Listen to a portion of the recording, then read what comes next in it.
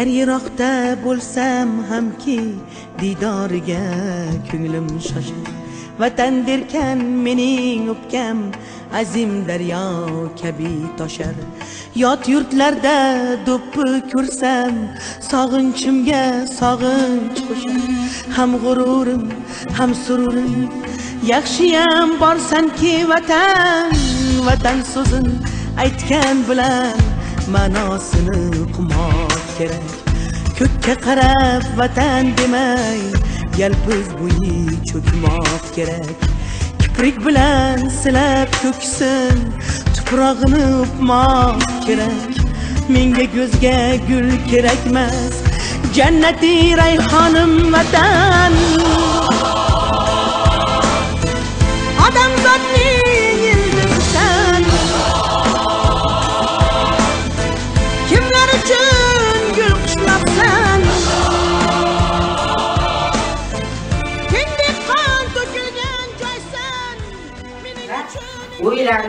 O'ylandik, uzoq o'ylanib, oxiri birinchi gulni ko'rib, yoshligingiz esiga tushib, guldasta oldik va telefon qilganimizda uchun hammamiz birikib qarorga keldik va sizga telefon olib keldik. Tabriklaymiz. Tabriklar. Bugun kuningiz bilan tabriklayman. Video va O'zbekning qo'liga. Kechmisiz? Sog'ligingiz yaxshimi? Siz xudo Allohga shukr shu fotoğrafdan bag'anasida siz ham ko'rdim. Yo'q, qiynalmadim. Qalbim uchun shuni bildim. Beshigimdan allaygan ona ildorimsan vatan.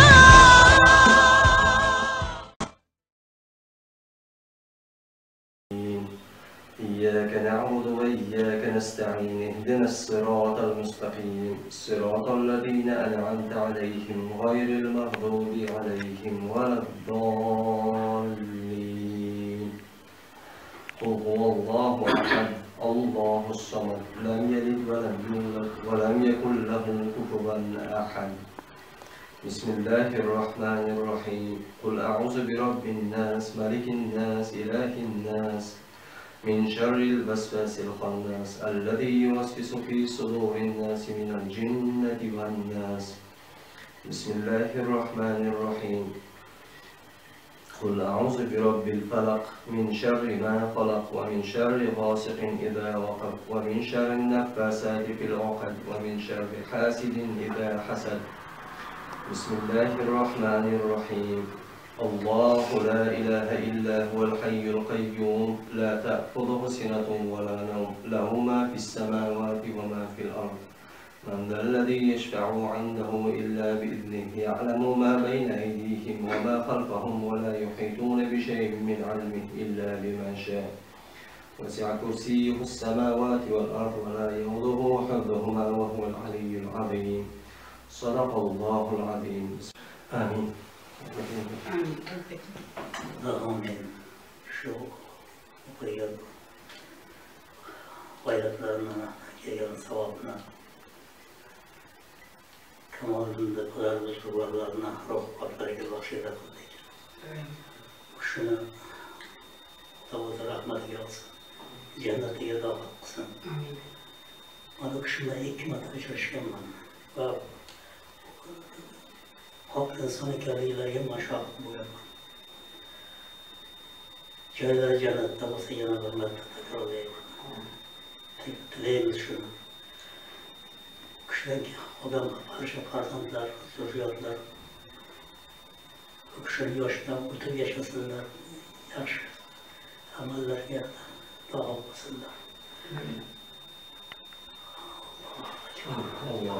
oxiratlarini obod qilsin, sizlarga Xudoyim toqatlaringizdan ortiq sinovini bermasin iloyim. Assalomu alaykum.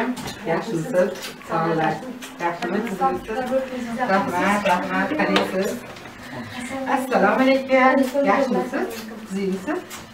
Sog'laringiz yaxshimi? Assalomu alaykum. Yaxshimisiz? Sizmisizlar? Assalomu alaykum. Qalaysiz? Yaxshimisiz? Mana shu kollektivimiz bilan, ya'ni Opoq Dadiza do'stlari sifatida sizni tug'ilgan kuningiz bilan tabriklaymiz va biz umid qilamizki, kelajakda juda ham katta bir lavozimlarni egallab, O'zbekistonni yurtkiratadigan farzand bo'lib, O'zbekistonimizga qaytasizlar. Mana bu sizning tug'ilgan kuningizga qarang. Qanaqa baxtli ekansizlar? Opoqingiz bilan birin-ketin tug'ilgansizlar. Tolib Yoqubovni nevarasi ekanligingiz uchun. Ko'k bilan silab to'ksin, tuprog'ini uqmoq. Sog' bo'linglar. Yaxshi odamlarga ham deb mo'limang deydi. Ular borligi uchun dedi. Uchun Allohga shukrona deydilar. Borligi uchun. Aslida ko'p ular. Yaxshi odamlar. Да. Очень рад вас видеть. Спасибо. Камальдин, салам алейкум.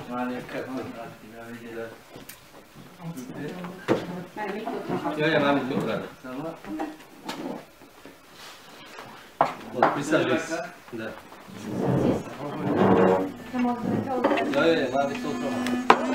Рад тебя видеть таким счастливым среди своих, среди гостей, среди родных людей и за таким роскошным столом. Bizning ustozimiz Tolibjon aka Yoqubovni tavallud ayyomida turibmiz. Demak, hozir mana nabiralari shu yerda. Demak, hozir nabiralari bilan bir tanishib o'tsak-da, keyin ularning bobojonlariga tabriklarini yozamiz. Ismingiz nima? Dono qiz. Yoshi nechida? 14. 14 da. Siz ismingiz nima? Siz necha yoshdasiz? 10 yoshda. Siz ismingiz nima? A'loxon. Siz necha yoshdasiz? 12 yoshda. Mana bugun boboylarda tug'ilgan kun ekan. Bizni barchamiz ustozimiz Tolibjon aka Yoqubov mana 74 yoshga kiribdilar. Demak, o'zinglar mana nabirasi bo'lib, bir boboylarni tabriklab ko'rsanglar. Bobojon, tabriklaymiz. Познакомились мы совершенно случайно в одном гараже, где работал мой друг. Сказал, что здесь есть один русскоговорящий человек, ученый, математик, и я изъявил желание познакомиться. И так и пошла наша дружба с первых дней знакомства с 2012 года. Вот. Я обнаружил в лице господина Якубова Талиба хорошего друга, общительного человека, интересующегося новым и политикой, и наукой, техникой, человека доброй души, хорошего хозяина семьи и благородного человека. Мы довольно часто видимся за круглым столом, обсуждаем, кого что интересует. Я хоть вовсе не политик, я человек техники, но в нем я нахожу с Талибом общие темы для разговора. Это та же политика, это та же наука, та же Европа, та же система тех стран Советского Союза, которые распались, к сожалению. Находим общие темы для разговора. Не во всем мы друг с другом согласны, надо сказать. У меня своя жизнь, у него жизнь повернулась со стези ученого человека, математика, в сторону политики. Ну, видимо, так сложилась жизнь. Вот. И прежде всего вдали от родины, его привела судьба, его судьба. Меня привела сюда моя судьба тоже. Но здесь все русскоговорящие находят время, находят возможность встречаться и общаться. Потому что все мы выросли в одной системе. Я родился в Дагестане, но я жил и работал в Москве. А я профессор Московского технического университета, преподавал электротехнику. Но в 2008 году у меня был инсульт, я был парализован, и я посчитал необходимым подлечиться в Европе. чему судьба мне дала такую возможность. Сегодня я чувствую себя более-менее хорошо, хожу, работаю. Вот. И для жизни нахожу вот такие вот интересных людей, чтобы общаться, обсуждать и быть в курсе событий, происходящих в мире. Талибака. Как говорят французы, joyeux anniversaire. Это день рождения моего друга. Возраст не считается годами, а душа у Талибака всегда молодая. Талибака, я желаю быть на той же ноте бодрости духа, что вы находитесь и сегодня. Видимо, ваша судьба так повела, что вы не имеете права падать духом. Ни для себя, ни для своей семьи, ни тем более для вашего народа, для родного Узбекистана. Боритесь, находите справедливость. Я думаю, судьба и узбекский народ вас благодарит. Спасибо. Спасибо вам, Магомед Аке. Мы очень были рады с вами познакомиться. Спасибо. И вам желаю успехов в благородном деле. Спасибо. Qadrli Kamoliddin aka, mana bugun Fransiyada mana ulug' bir ayyomda turibmiz. Mana ertalabdan yo'lga chiqqanimizda yomg'irlar yoqqan edi. Mana hozir 1 soatda u yoq bu yog'ida demak quyoshlar ochilib ketdi. Mana shuning uchun tashqariga hovliga chiqib o'tiribmiz. Mana Tolibjon akani bugun 74 yillik tavallud ayyomlari ekan. Tolibjon aka mana hozir dam olish maskanlarida davolanish bilan mana shu yerga keldik biz ziyoratiga. Kamoliddin aka, siz mana Tolibjon akani uzoq yillardan beri bilasiz. Bizni demak muxolifatimizni, huquq himoyachilari ustozi. Demak shu yo'nalishda o'zbekcha aytganda otasini mubolag'a qilmaymiz. Shunday muborak ayyomda o'zingizni qalbdagi ezgu tilaklaringizni, umuman Tolib aka haqida so'zlab bersangiz, marhamat. Adashmasam Tolib akani birinchi marta Freedom House'da ko'rgan edim. 2003-yillar bo'lsa kerak. Keyin ikkinchi marta Varshavadagi o'sha OBC konferensiyalardan bittasida ko'rdim. Keyin 2007-yil Qozog'istonga chiqqanimdan keyin Tolib aka bilan bog'lanib, o'zining vaziyatini tushuntirganimdan keyin Tolib aka o'sha Fransiyadagi inson huquqlari tashkilotlari, shaxslari bilan aloqani o'rnatib berib, mana shu ya'ni meni taqdirimda Tolib aka rol o'ynagan shaxs. Ya'ni men Fransiyada yashar ekanman. Tolib aka o'sha inson huquqlari tashkilotlari bilan tanishtirdi va ularga menga yordam berishni iltimos qildi, tavsiya qildi. Va ma'lum bir muddatdan keyin men Fransiyaga keldim.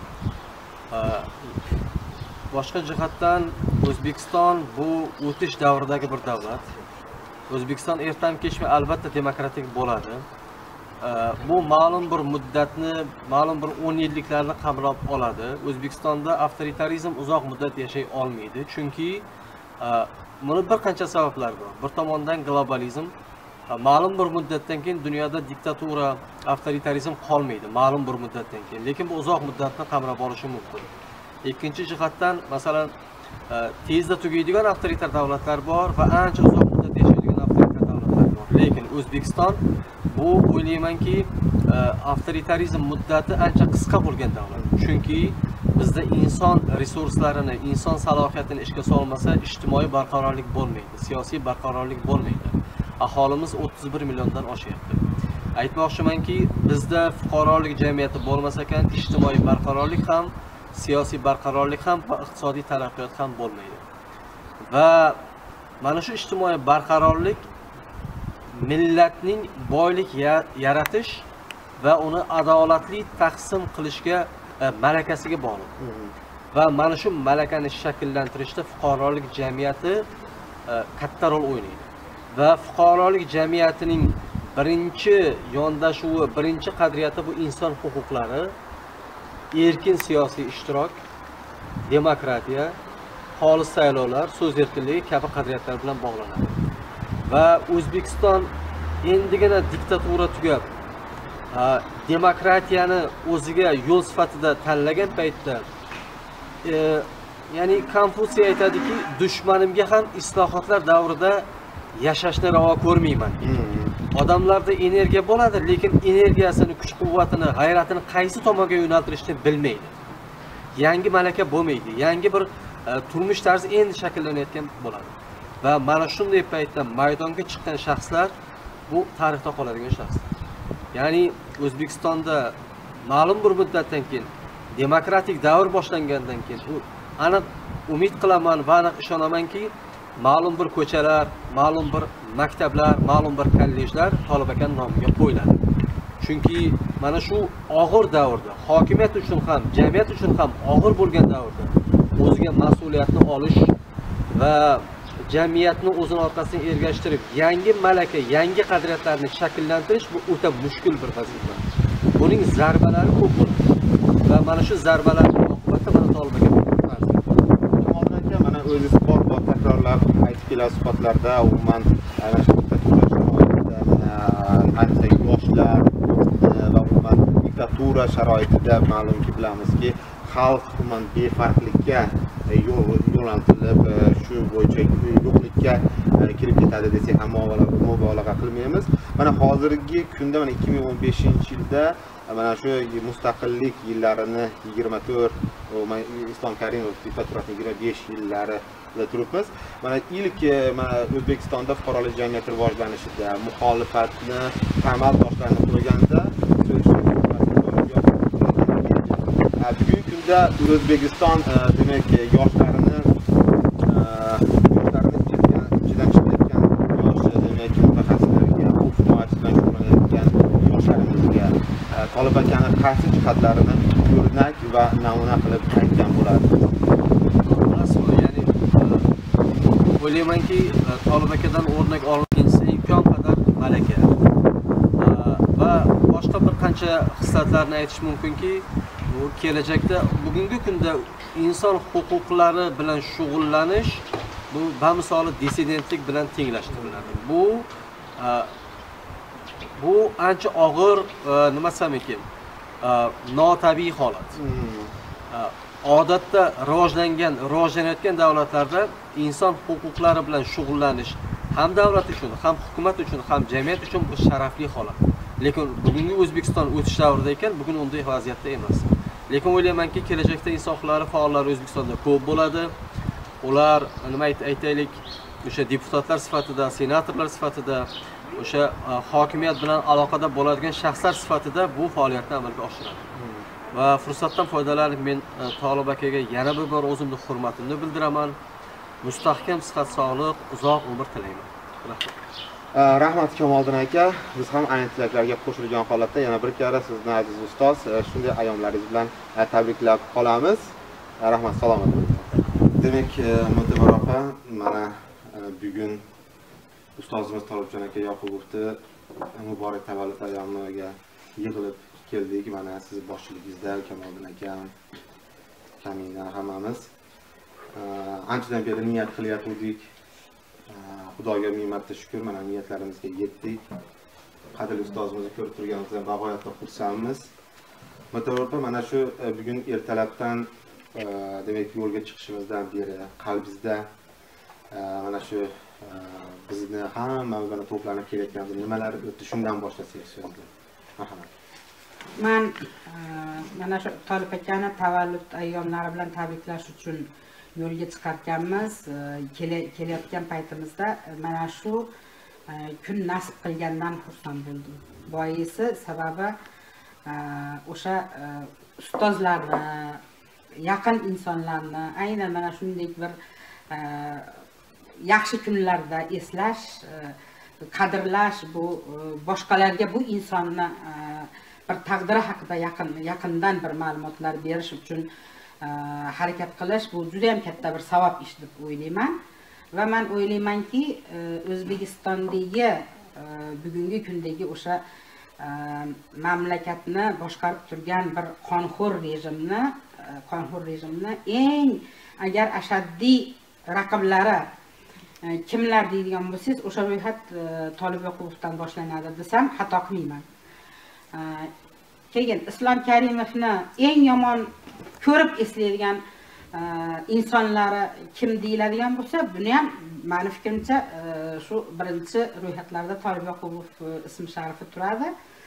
Boisi mana shu ikkita shaxs tengqur, ya'ni lekin bularni o'zbek millatiga nisbatan qilayotgan harakatlari, sa'y harakatlarini bir solishtiradigan bo'lsangiz, yer bilan osmoncha.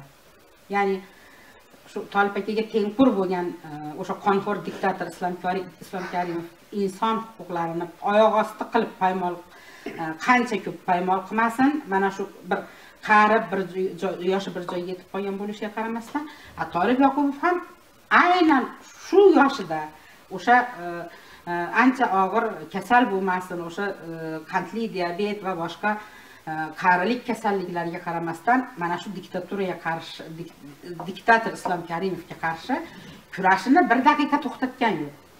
Albatta, hozir Tolib Yoqubov internet saytlarida ko'p chiqmasligi mumkin, ko'p intervyu bera olmasligi mumkin matbuotlarga, sog'lig'ini hisobga olganda. Lekin shaxsan meni tashkilotimni, mana shu O't yuraklar klubini faoliyatini Fransiyada qanchalar darajada bir mukammallashgan bo'lsa, qanchalar darajada bir tashkilot sifatida nufuzga ega bo'lib o'rin topgan bo'lsa, men o'ylayman ustozim Tolib Yoqubovni bu yerda roli juda ham ko'p, juda katta. Aynan shu nuqtada Mo'tabar opa, mana bugun muhojirlikni achchiq nonlarini hammamiz turli davlatlarda baham ko'rib, mana yuribmiz. Tolib Yoqubovni bilan tanishgan paytlaringiz, ilk faoliyatlaringiz haqida bir tarixga orqaga bir nazar solib so'zlab bersangiz. Marhamat. Mayli, men O't yuraklar klubi tashkilotim tuzilganiga bu yil 15 yil to'ldi. O't yuraklar klubini men dastavval o'sha Xalq demokratik partiyasi qoshida tashkil etgandim. Keyinchalik o'sha bir harakatlarim kuchayib borgan sari oldin hukumat o'sha Xalq demokratik partiyasida bir targ'ibot ishlari olib borildi. O't yuraklar klubi haqida qancha matbuotlarda materiallar yoritildi va o'sha jiddiyroq muammolar, hukumat miqyosidagi jiddiyroq muammolarga yorita boshlaganimdan keyin men o'sha bir xalq dushmani, g'arbni agenti sifatida talqin qilina boshladim. Meni fikrimcha Tolib aka bilan 2001-2002 yillarda tanishganmiz. Menga Tolib Yoqubov haqida Ozodlik radiosining o'sha paytdagi muxbiri Nosir aka aytgan edi, telefon nomerlarini berishgan. Keyin biz telefonlashdik, bordim, gaplashdik va bugungi kunda O't yuraklar klubini bugungi darajaga kelishi va o'sha qamalgunimgacha bo'lgan davrda ham meni tashkilotim qanchalar nufuzga ega bo'lib, obro'ga ega bo'lgan bo'lsa, mana shu Tolib akani hissasi juda katta deb hisoblayman. Ya'ni biz tortishar edik, eng o'sha Tolib akani gapiga quloq solmaydigan, aytganini teskarisini qilib turaveradigan shogirdlaridan edim, lekin baribir chidar edi Tolib aka. Tolib aka bilan men bir esimda bor, nimaga borganmiz? Buxoroga. Solih Abduxayrov degan bir biznesmen nimani mol mulkini o'sha Buxoro viloyati hokimiyati hokimi va unga qarashli nimalar aksiyalarni sotib olib 16 ga kirgan yosh go'dagigacha qamab qo'ygan paytida Tolib aka bilan biz birga o'sha insonni himoyasiga borganmiz Buxoroga. Tolib aka bir o'sha Milliy xavfsizlik xizmati idorasiga, boshqa idoralarga kirganda ularni bir hurmatini joyiga qo'yib, biz shikoyat qilish huquqimiz qoladi agar bizni arizamizni qabul qilib olmasangiz. U bo'lib juda bir hurmatini joyiga qo'yib muomala qilyaptilar. Men ularni haligi yolg'on gapirayotgani, insonlarning huquqini poymol qilayotgani, hattoki arizamizni qabul qilishni istamayotgani uchun jahlim chiqib, gapirib bunaqa qilyapsam, Mo'tabar, men sizdan 1000 marta iltimos qilaman, mana shu xarakteringizni yo'qoting deb gapirib Tolib aka meni tartibga solib mashnaqa qilganda, lekin keyin ma'lum bir vaqt o'tgandan keyin yana xuddi shunaqa voqea takrorlangandan keyin Mo'tabarni mana shu qilig'i menga yoqmaydi lekin bir tomondan mana shu qilig'i yaxshi ham deb hisoblayman deganlari esimda bor.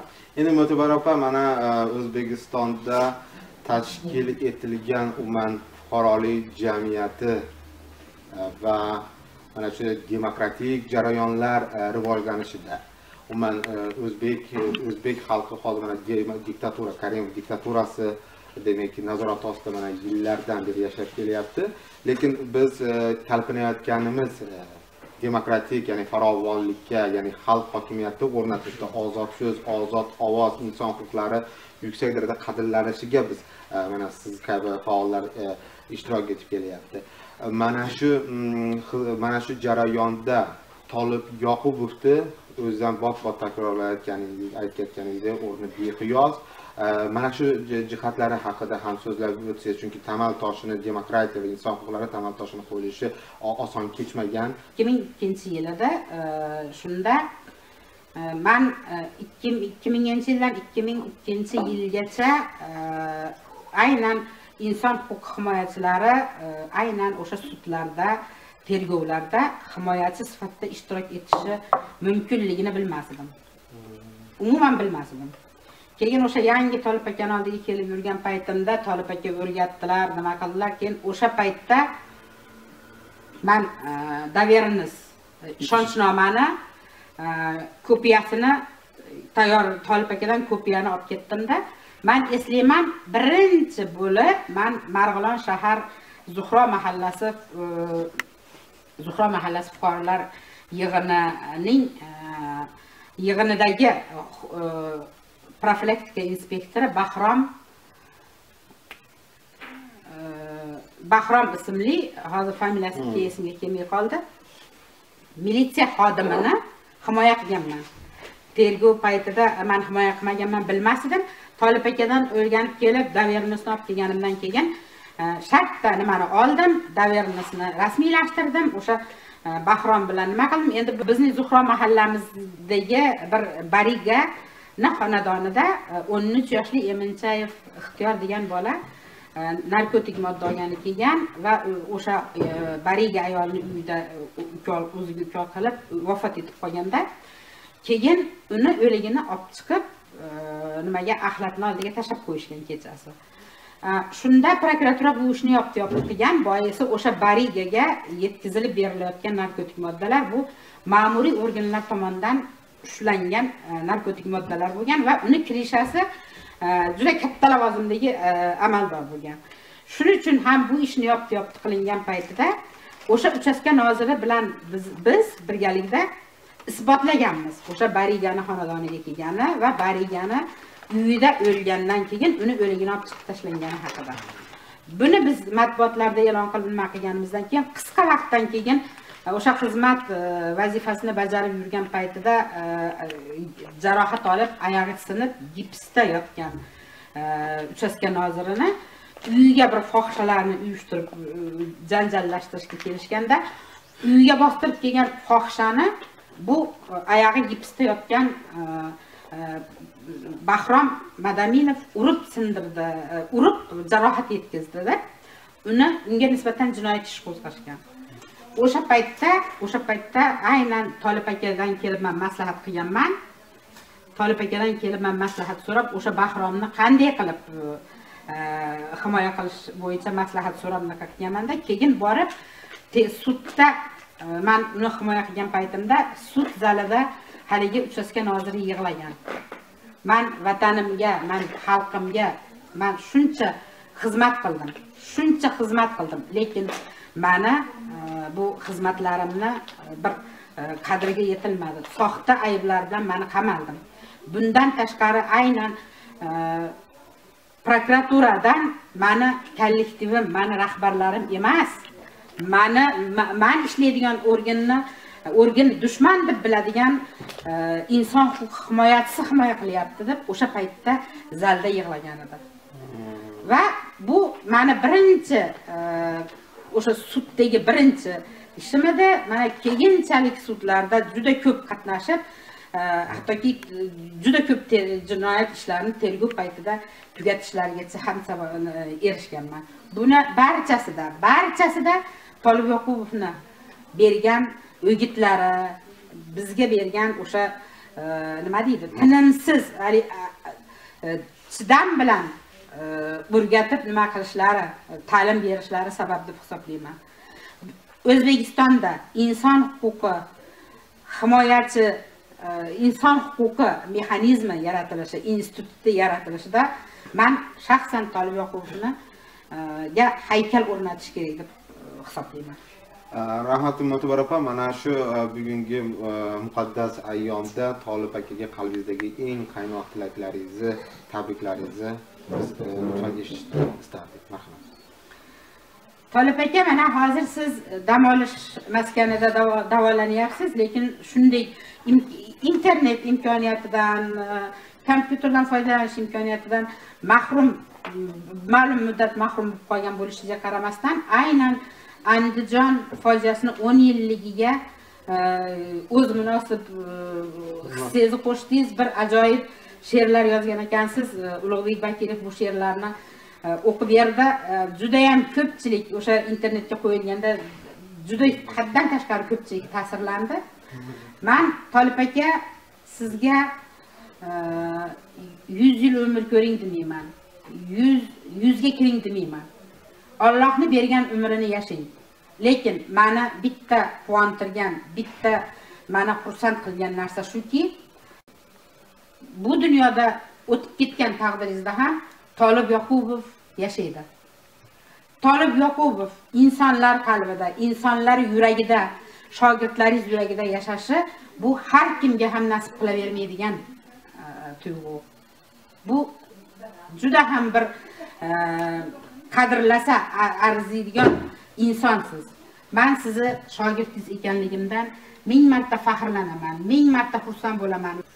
Mo'tabar aytgan o'sha ba'zi shunaqa jangariligi bor Mo'tabarda. Kun bo'yishidan qat'iy nazar uni suqlon bo'laverardi. Men o'shanda ko'p, faqat bu yoqqa emas, men ko'p odamlarga aytganman. Biz bolalarmiz. Bizning madaniyatimiz hukumat odamlarining madaniyatdan yuqoriroq bo'lishi kerak. Pastroq bo'lishi mumkin emas. Hukumat odamlari madaniyatni bizdan o'rganish kerak deb ko'p aytardim odamlarga. Chunki o'zi hali qiziqqan odamlar ham ko'pda. Ular prokuror bilan gaplashyaptimi, yo militsiya bilan gaplashyaptimi? Shu qog'ozga kelganda ham aytib boraverardi. Madaniyat degan narsani ko'chasidan o'tmagan odamlar ham bor edi oramizda. Shularga aytardim, bizning madaniyatimiz ularnikidan yuqori bo'lishi kerak. Men Mo'tabarga aytganman. Jangarilik yaxshi narsa emas. Siz o'zingizga dushman olib turibsiz. Shu gaplar bilan. Mubolag'a bilan aytish mumkinki, Mo'tabar butun Farg'ona viloyatini rasmiy odamlarini o'ziga dushman qildida. Faqat viloyat deng. Shu Endi ular ham shunga arziydigan muomala qilgandir, qilgandir-da. Shuning uchun ham bo'lsa kerak, shu bu qamoq qolgan paytda hammasi birlashdi o'shalar. Dushmanlar galasi. Dushmanlar galasi birga taladi. 2005-yil Mo'tabar akamiz 10-oktyabrda biza kerak, esimdan chiqmagan bo'lsa, Dublinga birga ketishimiz kerak edi. Xalqaro konferensiyaga. Ikkovimiz bitta samolyotga bilet olganmiz. Chexiya havo yo'llari anaqasiga, samolyotiga. Shu Mariyondagi kreslo ham borganda, ham kelganda bo'sh keldi. Taxtda yozganlar. Bu yerda o'sha tushimizdan bir kunmi, 2 kun ilgari qamoqqa oldi. 2005-yilda. 2005-yili oktyabrda boshida edi. 7-oktyabr. Endi u bo'ldimi, bu bo'ldimi? Men o'shanda Dublinda maxsus chiqish qildim bu yerda haqida. Zal to'la liq odam edi. judayam ta'sirlandi odamlar. Shu yaxshi esimda qolgan. Bu yerda sud qo'ygan paytda men og'ir ahvolda yotgan edim. Sahrim diabet xuruj qilib, men hatto yurishga ham oyog'im chidamay shunaqa bo'lib turgan payt edi. Bir marta sudga keldim bu yerda. Bu yoq qafasda ishlab turibdi, men tashqaridaman. Qayerda bo'lyapti bu sud? Soldatskiyda. Qarshi viloyatda.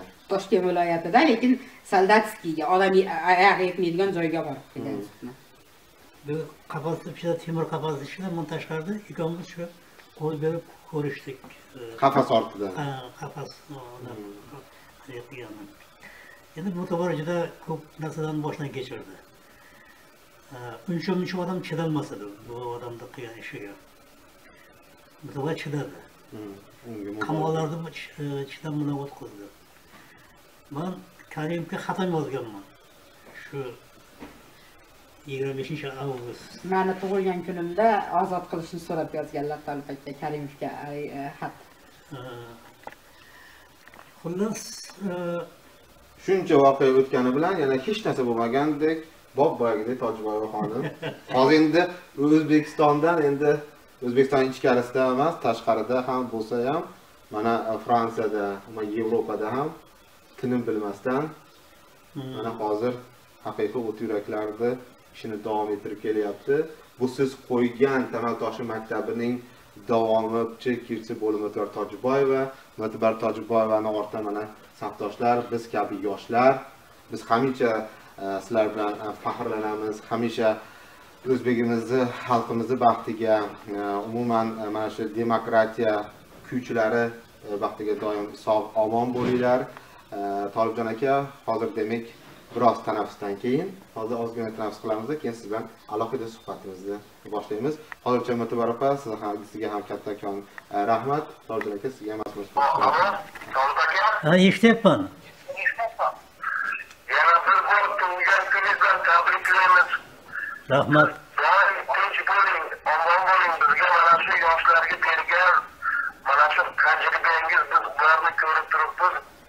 Albatta bu sizni qilgan minnatingiz boshqalarni bizdan qaragan juda katta farq qiladi. Chunki siz haqiqiy shu vatanimiz uchun, vatanimizni ravnaqi uchun, vatanimizni kelajagi uchun ham shunday harakatlar qildingiz. Biz sizdan juda ko'p narsa oldik. Va bundan keyin olamiz ham, va bilaman doim biz oldimizda mana shu maslahatlaringiz bilan ayamay turamiz. Biz butun Amerikadagi o'zbeklar nomidan sizga yana bir bor tug'ilgan kuningizdan tabriklayman.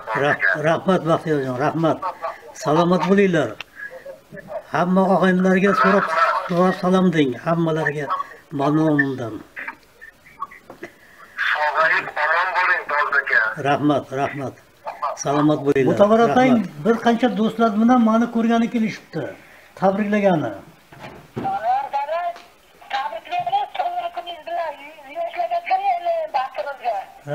Rahmat, o'g'iljon. Rahmat. Alo, eshityapman.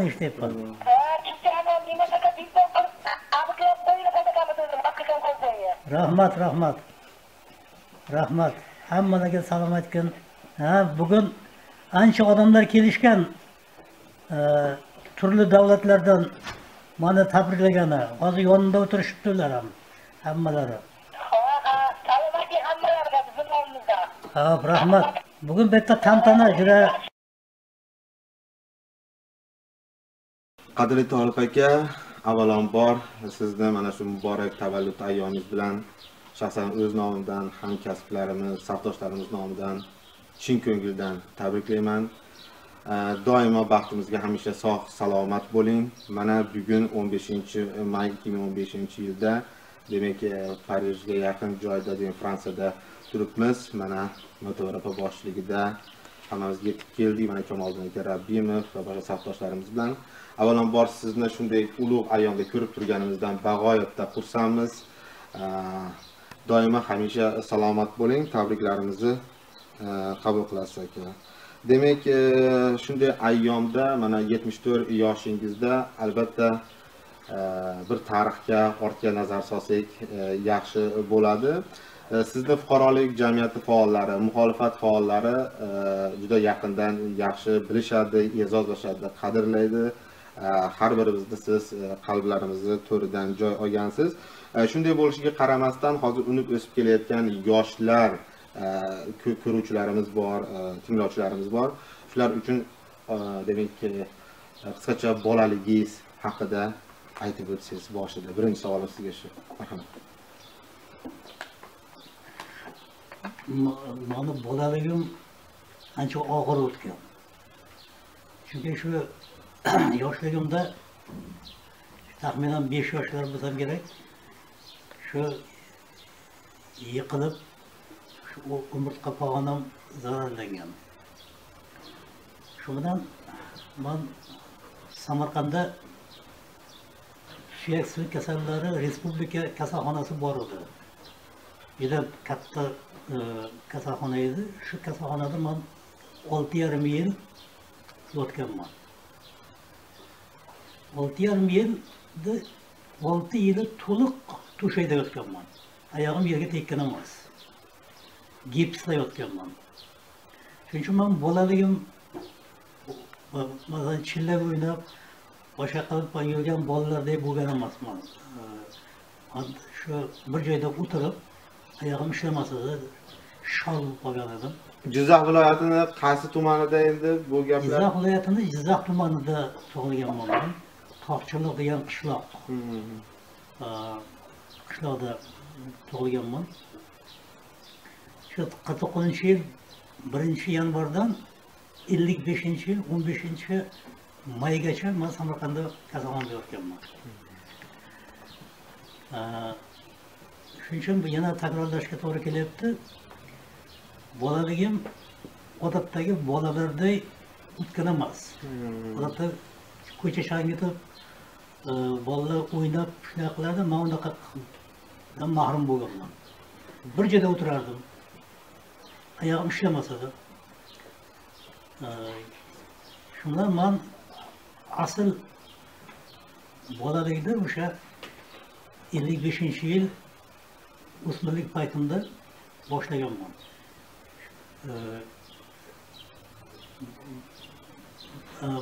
Lekin shunga bo'lishga qaramasdan nimagadir shu hali opalarimizdan o'rganib shu o'tirgan joyimda men maktabga bormasimdan harflarni hammasini mukammal o'rganganman. O'sha 5-6 yoshlarda. 5-6 yoshlarda. Kimdan o'rgangansiz? Kim o'rgatgan? Hech kim o'rgatgan emas. Opam maktabda o'qirdi. Shu uyimizni ichki devori odamni yarim belgacha oqqa bo'yalgan edi. Oqqa.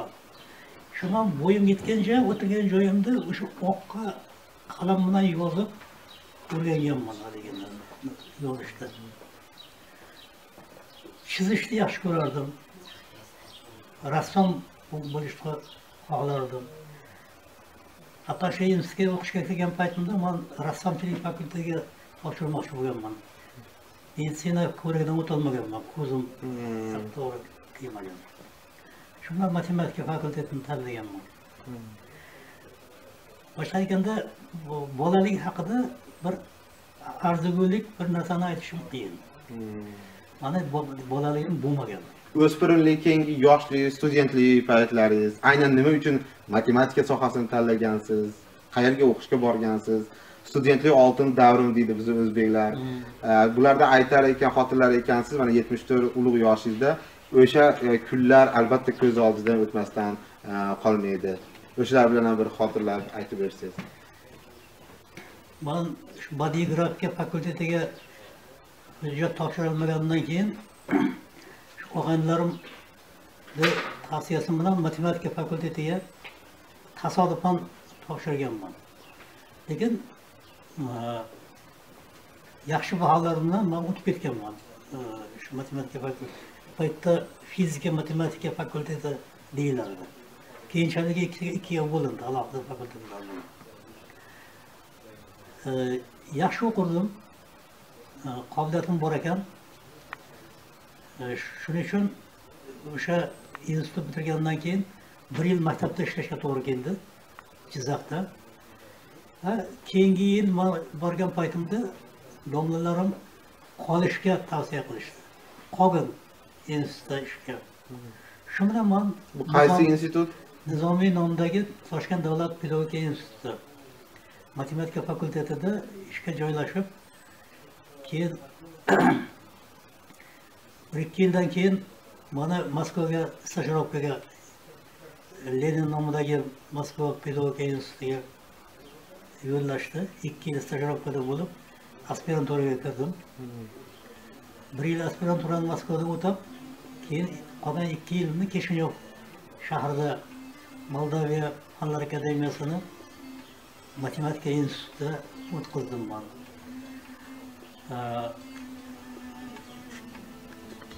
Mening mutaxassisligim algebra va matematik mantiq, matematik logika. Shu bo'yicha ishlaganman. Hamda O'zbekiston Ma'rif ministrligini tavsiyasi bilan shu pedagogika instituti